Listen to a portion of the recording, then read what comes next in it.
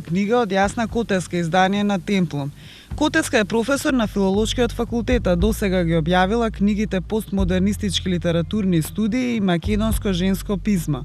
Во најновата книга таа го истражувала поимот на чистото во различни култури, преку навиките, а големо место заземаат и примери од филмовите на Копола, Хичкок, Рипли, Финчер и други, како и од делата на Андри Кјерговиќ, при што ги користела теоретските анализи од предавањата на Жак Лакан, Мери Даглас, Јулија Кристева, Мелани Клајн и други.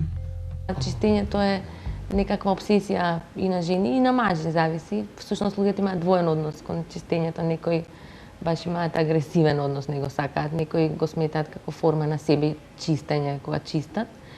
А конкретниот повод беше во тоа време ја работев таа најпознатата статија на Фројд "Нелагодност во културата" и во неа имаше еден дел во кој што дават неколку дефиниции на култура. Едната од нив беше дека култура е човековата потреба за чисто и во неа вели дека чистото има корисна и здравствена функција, меѓутоа дека со тоа не се исцрпуваат сите причини зошто луѓето чистат. И така, тоа беше некаква енигма што ја остава Фројд неразрешена. Ми беше интересно од тука да тргнам, па да видам преку алатките на оваа дисциплина кои се всушност можните одговори зошто луѓето чистат.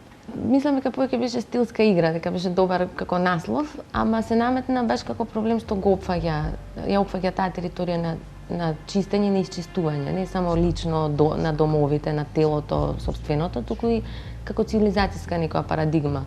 Затоа што културата има потреба да чисти разни вишоци, па ми се чинеше дека ова станува некаква санитарна цивилизација, се заедно и ми се чинеше како добар наслов. Санитарна енигма презентира шокантни факти за сваќањето на чистото и чистењето, кои Јасна Котеска ги интерпретира во оваа психоаналитичка, културолошка и комуниколошка студија на креативен начин. Ние и не забележуваме дека сме се претвориле во навиките и традициите кои не обкружуваат, а медиумските слики длабоко навлегле во секоја наша пора. Културата се нам преку чистото загосподарува со нас. Културата наопшто сватена како поредок, како цивилизација, како точки на моќи, не знам, ако например во моментот Америка е глобална сила, чистото го користите како алатка за освојување територии, а потоа и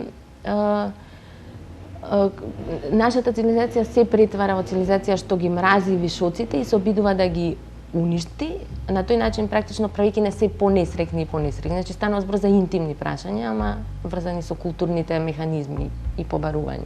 Со медиумскиот режим на слики што го пласираат телевизиите, например, имавме војна во 2001, имаат војна во Ирак, например. Секогаш кога зборуваме за нашата страна, нашите американците тоа многу успешно го користеа.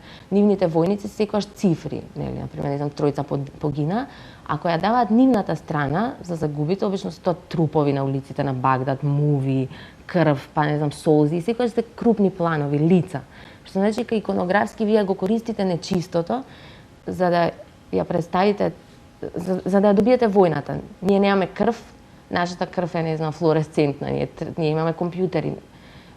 Што значи дека практично кога манипулирате со тие феномени на чисто и нечисто, вие можете да добиете или да изгубите војна. И многу рано Дизни, например, тоа откритие Дизни го даде, тие истражувања што ги врше.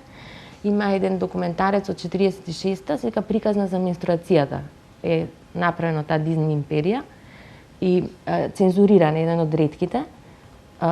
И во него, нели, девојчињата, не знам, од основно училиште, се упатуваат во тајните на менструацијата и за прв пат крвта што е представена е бела. Многу интересно, затоа што тоа беше извонредно решение што му го даде Дизни на овие денешниве телевизиски могули, кои што практично војните така ги добија со таа едноставна формула. Нашата крв не е црвена, а крвта на нашите непријатели е црвена, и тоа беше доволно за да направат цел режим на владење.